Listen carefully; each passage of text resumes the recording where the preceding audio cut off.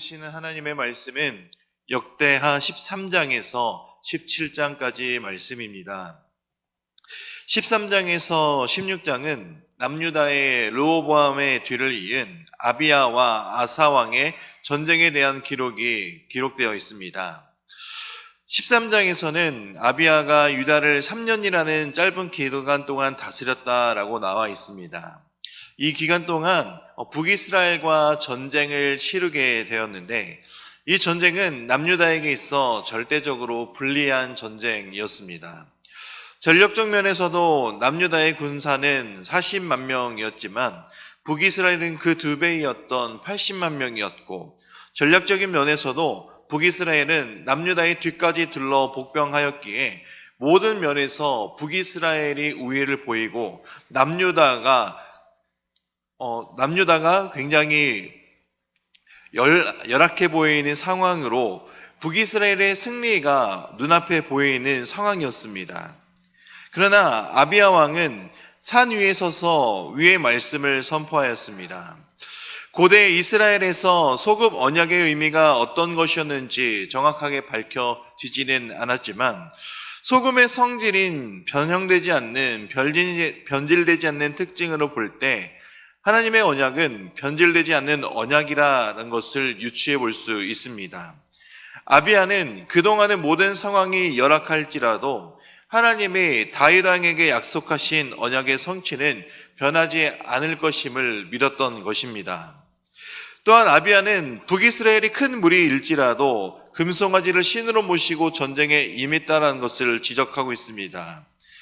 즉 아비야가 의지한 것은 다윗과 함께했던 언약의 하나님이고, 여로보암이 의지했던 것은 그들이 만든 금송아지였기 때문에 열왕기 저자가 아비야 왕이 선한 왕은 아니었다고 기록할지언정, 그러나 본문은 적어도 전쟁 전까지 그가 하나님을 경외했던 왕이었음을 증언하고 있습니다.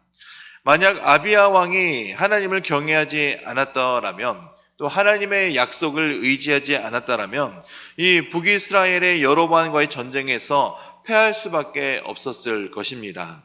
하나님을 경외하는 것은 그러니 잠깐으로 그치는 것이 아니라 영원히 계속해서 우리의 삶이 지속될 동안 이루어져야 되는 것임을 우리는 기억하며 살아야 합니다.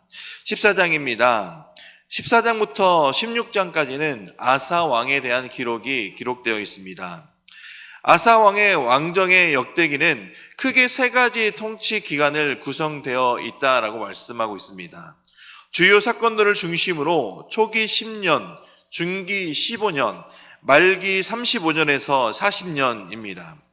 이렇게 3번에 나누는 기간에 아사의 삶이 승전에서 패전으로 역전되는 내용이 이루어지고 있습니다.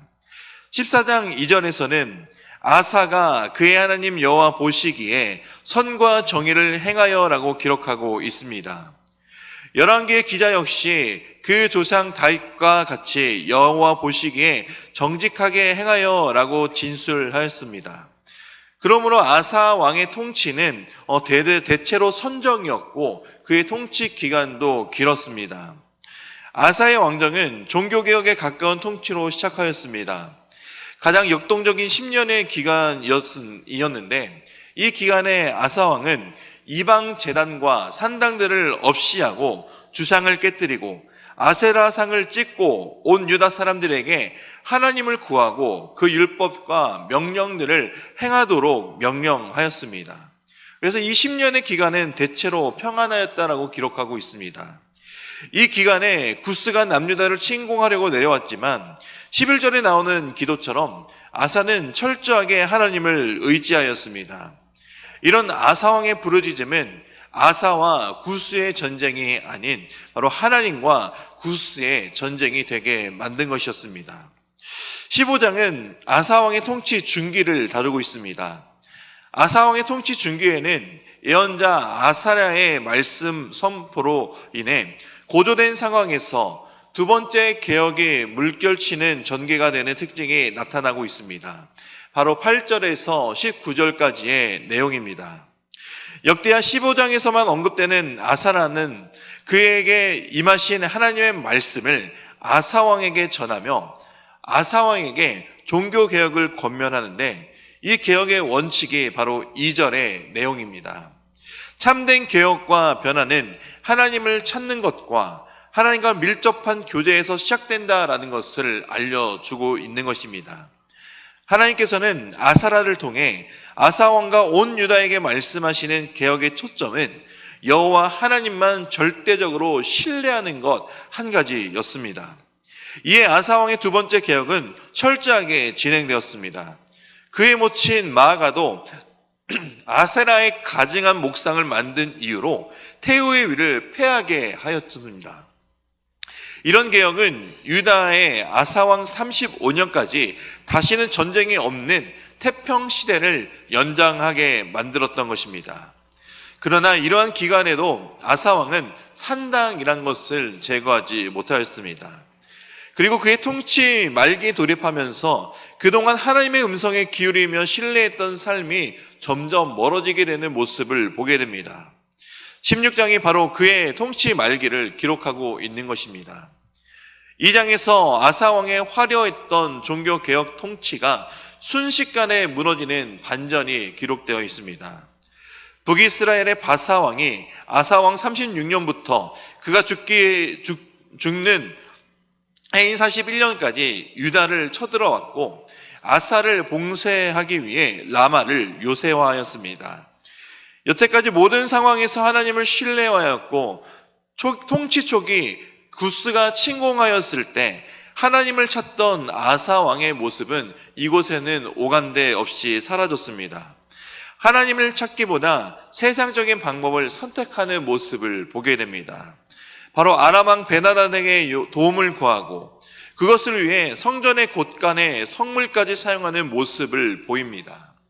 이전에는 그의 선조와 자신이 구별된 예물을 하나님 집으로 옮겼지만 그때와는 반전된 모습을 보여주며 하나님의 말씀으로 옳은 충고를 해준 하나님을 도리어 옥에 가두고 자신의 뜻을 따르지 않는 백성들을 학대하기 시작하는 모습을 보이고 있습니다.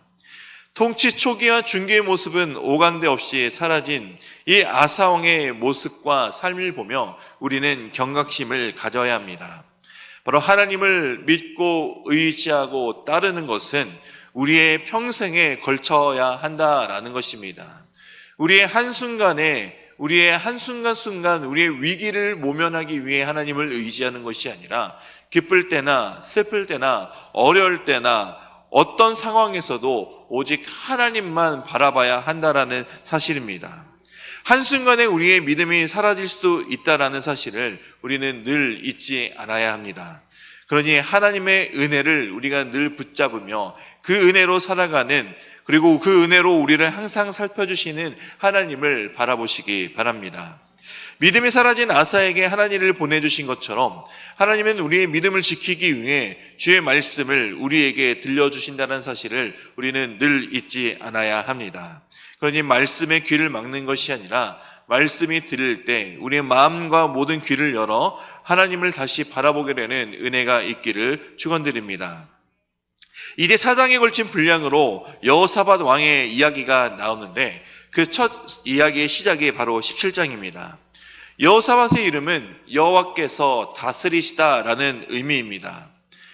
역대기에 기술된 여호사밧은 경건하고 신앙이 깊은 인물로 묘사됩니다. 그는 다윗의 길과 같이 행하여 하나님께 구하며 계명을 행한 왕이었습니다. 그는 유다에 지어진 산당과 아세라 목상들을 제거하였는데 여호사밧이 온 마음을 다해 하나님만 섬기고 하나님의 말씀을 따라 행했기 때문에 나온 결과였던 것입니다. 그는 신앙과 삶이 함께하였기 때문에 하나님이 여호사밧과 함께 하셨다는 평가가 나옵니다. 이것이 중요합니다. 우리의 삶에 하나님이 우리와 함께 하실 때 우리는 하나님을 놓지 않아야 된다는 것입니다. 하나님과 동행하는 삶이 시작되는 것은 하나님이 우리와 먼저 함께 하시고 우리가 함께 하시는 그 하나님을 놓지 않을 때 하나님이 여호사밧과 함께 하셨던 것처럼 하나님이 우리와 함께 하신다라는 사실을 우리는 늘 기억해야 합니다. 이제 말씀을 듣겠습니다. 역대하 13장에서 17장까지의 말씀을 경청하실 때 우리에게 주시는 하나님의 음성을 들으시기 바랍니다. 주의 말씀은 내 발의 등이요 내 길의 빛이니이다. 아멘.